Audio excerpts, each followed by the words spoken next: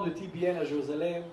On a une grande joie à avoir des invités de la France, de la communauté gitan en France.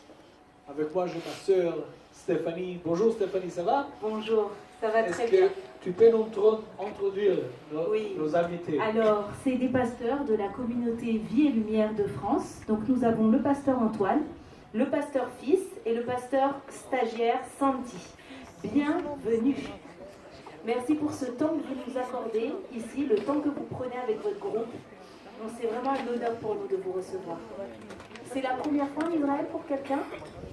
Ok, pour deux pasteurs. Qu'est-ce que ça vous fait? Les premières impressions, la première fois on dit toujours que c'est spécial. Alors racontez-nous votre première fois en Israël. Bonjour à tous.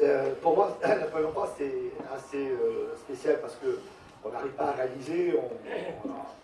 J'ai l'impression que c'est un rêve. Je suis en train de vivre un rêve. Parfois j'ai envie aussi de me pincer, voir si je suis là. Et c'est merveilleux. Je conseille à tout le monde de venir bien sûr dans ce lieu qui est un lieu rempli d'histoire et rempli de faits. Rempli d'histoire et rempli de faits historiques bien sûr et surtout bibliques selon la parole de Dieu. C'est pour ça que je crois que c'est un lieu où tous les croyants ne peuvent pas louper ce lieu. Venir au moins une fois dans sa vie. Au moins une fois dans sa vie. Le pasteur Fils, est-ce que c'est vraiment votre nom, Fils? Non, c'est pas mon nom, je m'appelle Joachim. C'est aussi un beau nom. Un bon hébreu, non, Joachim. C'est-à-dire que lorsque j'étais petit, mon père m'a appelé fils tout le temps. Alors les gens de ma communauté m'ont appelé fils. Et le nom est resté plus que mon véritable nom, quoi. C'est devenu mon nom et l'autre c'est devenu mon surnom. Super. C'est vrai, cette Le appréhension. pasteur Fils est aussi un chanteur. On va voir, vous allez voir quelques chants du pasteur Fils. C'est votre première fois. C'est ma première fois. Qu'est-ce que vous amenez en Israël? Pourquoi vous êtes venu? Tout d'abord, je vais être honnête quand même quand je parle parce que. Seulement honnête, vous êtes pasteur. Ah, mais c'est-à-dire que lorsque j'étais en France, je n'avais pas du tout la pensée de venir en Israël. Donc, depuis le mois d'août, je disais, Seigneur, si c'est ta volonté, j'irai. Parce que je ne pensais pas, parce qu'on étudie la parole de Dieu comme on peut, on peut en étant pasteur. Mais lorsque les frères me disaient, viens, et surtout Ismaël, notre responsable, me disait, viens, tu verras que les choses sont différentes, on voit les choses sous un autre angle. Et puis, dès que je suis venu, tout ce qu'il m'a dit n'était pas du tout ça. C'était 1000 fois plus. C'était infiniment plus. Parce que lorsque réellement on vient ici, on découvre chez nous. On est chez nous d'abord. Il y a un ressenti où réellement on est chez nous. Amen. Lorsqu'on ouvre la Bible, eh bien, on est là. On est sur le site, on est sur le lieu. C'est quelque chose où on découvre. Et tout ce qu'on a, des cases, comme disait Ismaël, des endroits dans notre pensée, dans nos idées qui étaient vides. Est-ce qu'il y avait des endroits que vous avez imaginés différemment? Oui, tous les endroits. Est-ce que vous pensez qu'un pasteur doit venir en Israël? Oui. Mais s'il connaît assez la Bible, il a vu quelques programmes sur la télévision, c'est pas assez? C'est pas assez. C'est pas assez. Pourquoi?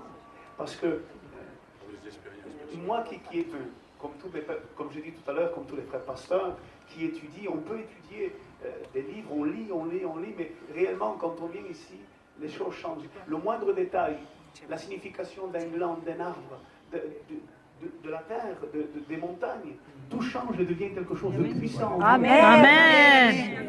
Tout est différent. C'est votre première fois en Israël. Et je suis sûr que vous êtes maintenant presque 8 jours en Israël. Est-ce qu'il y avait une place que vous avez parlé, pasteur,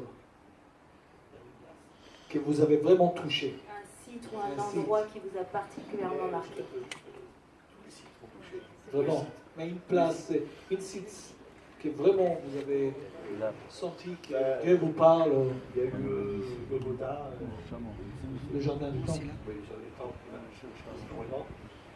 sachant ce que Jésus a vu accomplir dans ce lieu, et c'est merveilleux d'être là aussi proche, je veux dire, de cet événement de la croix de Jésus, d'être proche de la souffrance de Christ, et sentir que c'est ici qui s'est passé dans cette terre où Dieu a choisi que rempli et qu'être que béni. Et pour nous, c'est vraiment un plus dans notre vie chrétienne. Je conseille à tout le monde de venir dans ce lieu parce que c'est un plus dans la vie chrétienne. C'est Dieu construit à travers ces nécessités.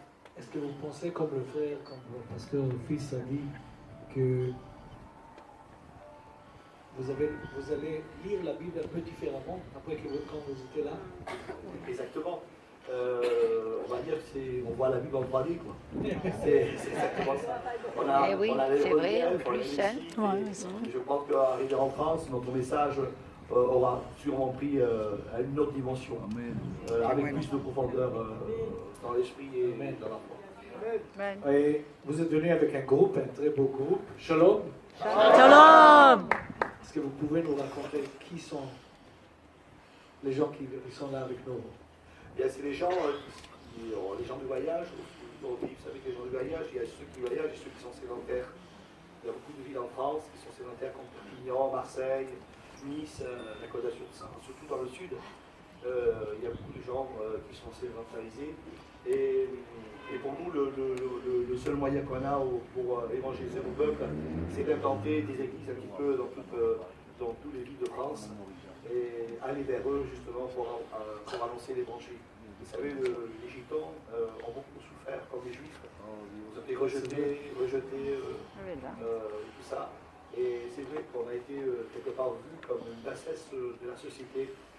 Mais Dieu a eu compassion de nous. Amen. Regardez, et cet amour, aujourd'hui, les pasteurs de Vie Lumière l'ont compris et on a un beau message annoncé, les messages d'amour, les messages de compassion, un message dans lequel on se rassemble. Parce qu'il faut savoir que le peuple gitan, il y a plusieurs ethnies.